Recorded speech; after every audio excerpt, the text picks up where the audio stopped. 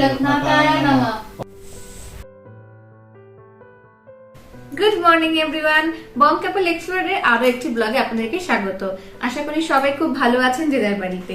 আর আজকে হলো ছোট্ট গোপালের জন্মদিন অর্থাৎ জন্মাষ্টমী, আর পাশাপাশি লোকনাথ বাবুরও জন্মদিন। তাই ভাবলাম ঘরোয়া করে কিছু হলেও একটা আয়োজন করা যাক, কারণ অনিন্দর আজকে অফিস, ও চলে গেছে অফিসে, তাই আমি যা আয়োজন করব। আর বাড়িতে মামা বাড়িতে অনিন্দের বাড়িতেও দেখেছি কিছু না হলেও কিছু প্রসাদ হোক, লজেন্স বা মাখন কিছু দিয়ে হলো ঠাকুরকে ভোগ দেয়। তো আমিও ভাবলাম ঘরোয়া ভাবে কিছু ছোটখাটো আয়োজন করি। তো তার জন্য গোটা ব্লগ তোমাদেরকে দেখতে হবে, কি কি করছি, কি কি ভোগের আয়োজন করলাম, আর হ্যাঁ বিশেষত ঠাকুর কোত্থেকে জোগাড় করলাম। তো পুরো ব্লগটা তোমরা দেখো। আর হ্যাঁ, অবশ্যই আমার পেজটা সাবস্ক্রাইব, লাইক, শেয়ার করে দেবে।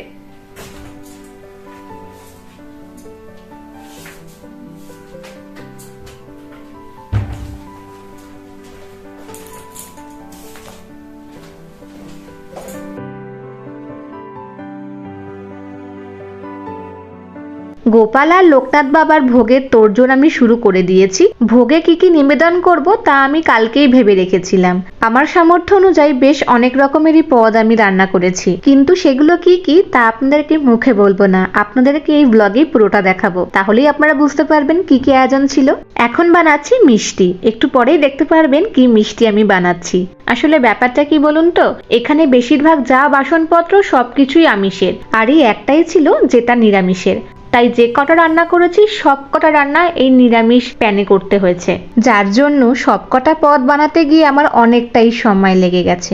আর আমি যেহেতু আগেও কয়েকবার পুজো করেছি, তার জন্য না বেশ কিছু মশলাপাতি, ওই গুঁড়ো মশলা বা তেল আলাদা করে রেখে দিই আমি, সাথে মশলাপত্র যাতে নিরামিষের রান্নায় না দেওয়া হয়।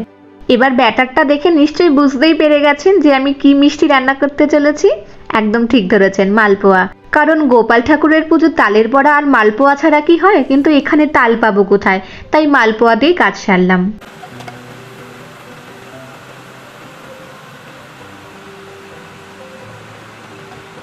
চলুন এখন ফুলকপিগুলো কেটে নিই। কিছুটা রাখবো তরকারির জন্য আর কিছুটা ভাজার জন্য, তাই দুরকম ভাবে কেটে নেব।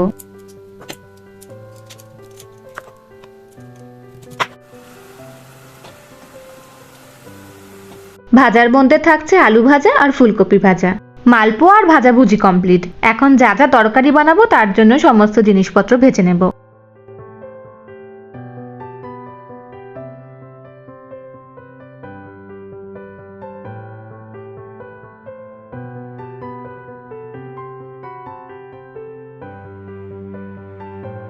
তরকারির জন্য সব ভাজাভুজি চলছে, আর এই দিকে আমি একটা মশলা বানাচ্ছি আলুর দমে দেওয়ার জন্য।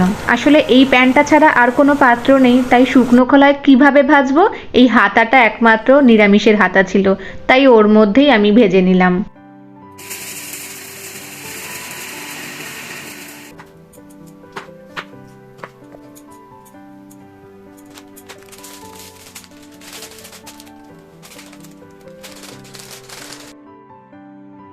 এখন জোর কদমে আলুর দমের প্রিপারেশন চলছে। আর আমি বাড়িতে সেদিনকে ঘি তৈরি করেছিলাম, মানে ওই মাখন দিয়ে ঘি বানিয়েছিলাম, আর সেটাই দিয়ে দিলাম। আর এখন দিলাম ওই বানিয়ে রাখা ভাজা মশলাটা। ব্যাস, আমার নিরামিষ আলুর দম রেডি। ফুলকপি রান্নাটা বেশিক্ষণ দেখাতে পারলাম না, কারণ হাতে অনেকটাই সময় কম আর তাড়াতাড়িও সবকিছু করতে হবে। এই যে অনিন্দ অফিস থেকে চলে এসেছে, এখনো লুচি মাখছে। এই লুচির আইডিয়াটা যদিও বা আমার নয়, এটা অনিন্দর।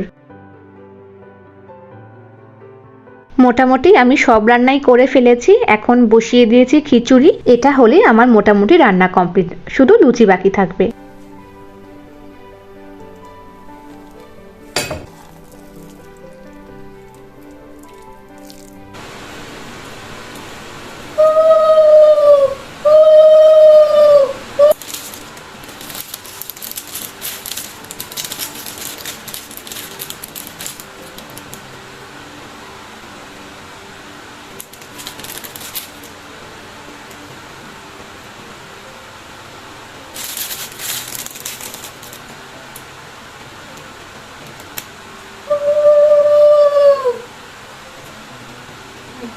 প্রথমে 3 রকম ফল আর জল দিয়ে ঠাকুরকে ভোগ নিবেদন করে দিয়েছি, কারণ তারা কতক্ষণই বা অভুক্ত থাকবে। তারপর সমস্ত কিছু হওয়ার পর একেবারে পরিবেশন করেছি।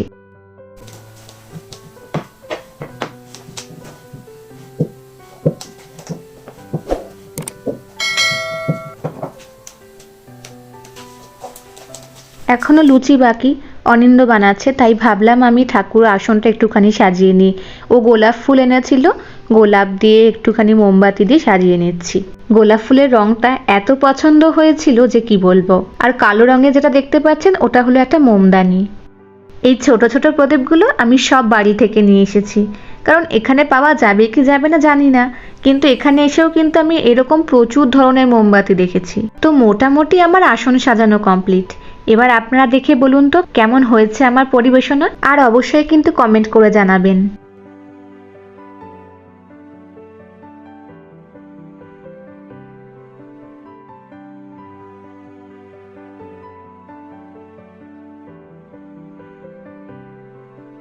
আমাদের ঠাকুর বসে গেছে, আর এদিকে ঠাকুরের লুচি বেলা চলছে। লুচিটা ছিল না আমাদের ঠাকুরের পদের মধ্যে, তো এসে বলছে যে তাহলে লুচিও বানিয়ে ফেলি। এলাম বানাও। একটা সত্যি কথা বলবো, অনিন্দ খুব সুন্দর লুচি বানায়। দেখুন প্রত্যেক কটা লুচি কি সুন্দর ফুলছে। অন্যান্য দিনের তুলনায় আজকে তাড়াতাড়ি এসেছে, আর এসেই বেচারা লুচি ভাজতে শুরু করে দিয়েছে।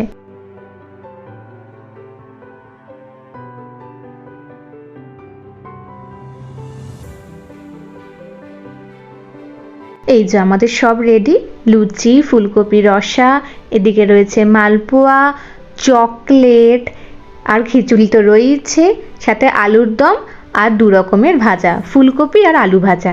আমরা এখন পুরো দমে রেডি, এখন ঠাকুরের পুজো করতে বসবো। এ বাবা দেখছেন ঠাকুর কিভাবে জোগাড় করলাম বলতেই ভুলে গেছি। আসলে কিছুই না, অনিন্দকে আমি ছবি পাঠিয়েছিলাম, ও অফিস থেকে প্রিন্ট আউট করে নিয়ে এসেছে, তারপর আমি পিচ বোর্ড দিয়ে আটকে দিলাম। রেখে দে। এটা পেতে বসবে না? এটা পেতে বসি? বসে যাও, একটাই আছে।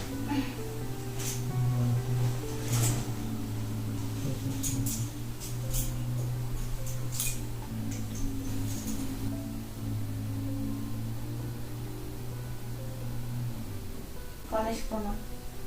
দেবেন্দ্র মৌলি মন্দার মকরন্দ করুণা বিঘ্ন হরন্তু হেরম্ব চরণাঞ্জু জরে নব একদন্ত মহাকায়ং লম্বোদরং গজাননং বিঘ্ননাশকরং দেবং হরিম্বং প্রণমামহং। एकादश गणपति दयाद शांतो गजानन गोपाल स्तोत्रम नारदवाच नवीन नीरद श्यामं नीलेन्द्र दिवीर लोचनम बल्ल भिन्न नद्दानं। ओम श्री भगवते लोकनाथाय नमः। ओम श्री भगवते लोकनाथाय नमः। ओम श्री भगवते लोकनाथाय नमः।